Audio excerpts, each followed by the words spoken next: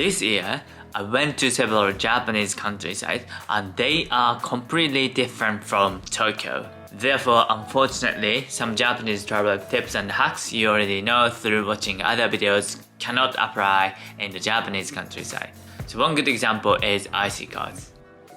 IC cards such as Suica and Pasmo are a must-have before sightseeing in Tokyo. However, there are few opportunities using these IC cards in the countryside in Japan. Many stations in the countryside still do not support IC cards, and there are some stations without ticket gate. Some of you top up IC cards with a lot of money because you can use them for shopping in Tokyo.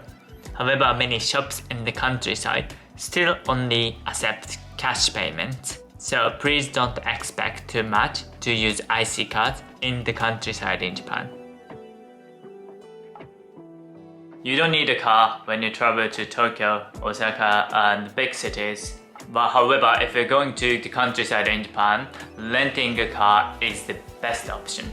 Especially when you travel to several places around the countryside, your travel itinerary will be much more flexible since transportation is limited. You don't have to worry about missing the train as well.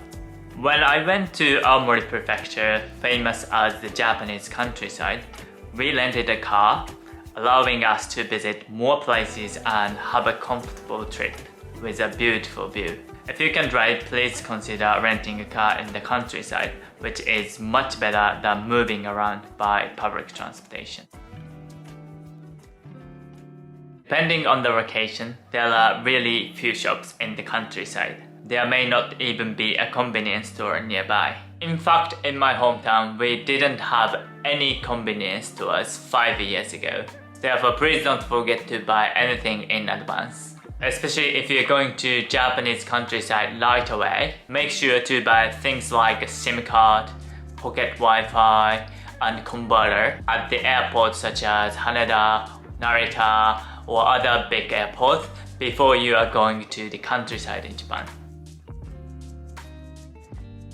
Even if there are shops, they may close very early, so be sure to check the shop's opening hours and shop in the morning or during the day. Please be aware that the public transportation such as trains and buses also closes very early. My local train starts at 6:56 in the morning, lasts at 9:21 at night. So if you go to somewhere at night, you may not be able to return to your home, so be careful. Trains in countryside can be said to be the only means of transportation. However, compared to the city, number of trains running is few, so be careful. For example, in my hometown, only 12 trains run per day. So if you are going to take a train in the countryside in Japan, please make sure to be punctual and take action earlier than usual. Otherwise, you miss the train and have to wait at the station with nothing for 2 hours. Some countryside stations have no station staff. Many stations become unmanned after evening, especially in places that are not tourist destinations. Therefore, please do not surprise if no one is there when you arrive at the station. Also, since there are no station staff, you may not be able to buy a ticket if you travel by train in the evening. If you know your schedule in advance, buying a ticket beforehand is a good idea. In my hometown, you can ride the train at night without buying a ticket and pay the fare when you get off at the destination. In that case, please tell the station staff honestly which station you got the train. There are many Japanese food you want to try in Japan, such as ramen, sushi, and yakiniku. However, when you visit the countryside in Japan, instead of eating these popular Japanese foods, please try local cuisine that are unique to that region. Well, especially in rural areas, you will almost certainly find local dishes made with the region's famous ingredients. And you will have the opportunity to discover new and unique Japanese foods. These local specialties are often difficult to find outside of their respective regions. So when you visit countryside, I suggest researching the local cuisine beforehand and trying it out. This will make your Japanese trip a truly distinctive experience. In the countryside, which is full of nature and different from Tokyo, you can have a relaxing time. But however, the only drawback is that there are many insects because there is so much nature. But mosquitoes are particularly abundant in summer. If you are bitten at night, it will be itchy and you won't be able to sleep well. So it's a good idea to buy mosquito bite medicine at the convenience store or somewhere. In winter, there are no mosquitoes, but stink bugs are known to proliferate in the countryside. You hardly see the stink bug in Tokyo, but it is very famous for emitting an extremely bad smell. So if you find them, make sure not to touch them. Put them on paper or something and release them outside. In the countryside, especially in mountains areas, the wind blowing up the mountain creates an updraft, making it more likely to rain.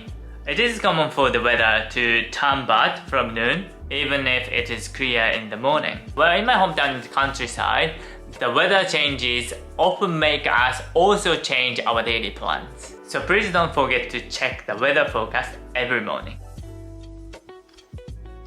As already explained, in the countryside, there is nothing around or shop close early. So you will basically spend the night in accommodations. So it's a good idea to book accommodation with a hot spring. And also, if you visit with your friends or family, playing a card game or something like that is a good idea too. At famous tourist destinations in the countryside, there are many foreign tourists, so you won't be surprised. However, if you go to the countryside that is not famous among foreign tourists yet, you may be looked at with curiosity by people living there. Well, actually, I'm used to interacting with foreign people, I guess. But when I see foreigners in my hometown, I feel a little curious because it's not usual. Therefore, you may feel like someone is watching you, which is not comfortable, I guess. But don't worry about it. You are just so rare in that countryside.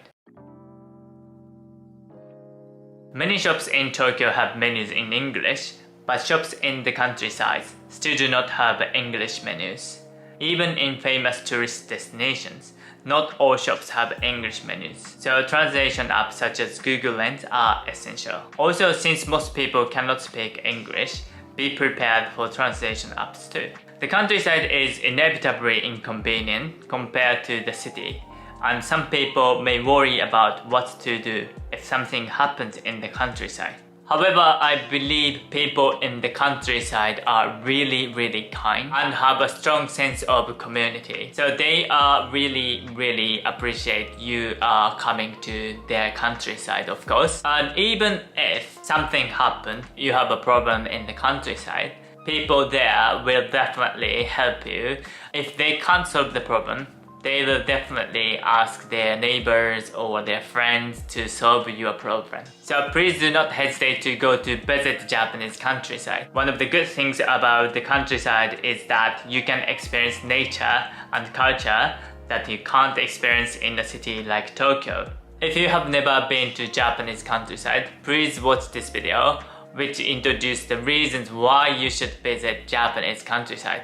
You'll probably be convinced to visit Japanese countryside. Alright, so thank you so much for watching. If you like this video, please give us a good button and please don't forget to subscribe to our YouTube channel. I hope you have a wonderful time in the Japanese countryside. Have fun, see you soon, bye.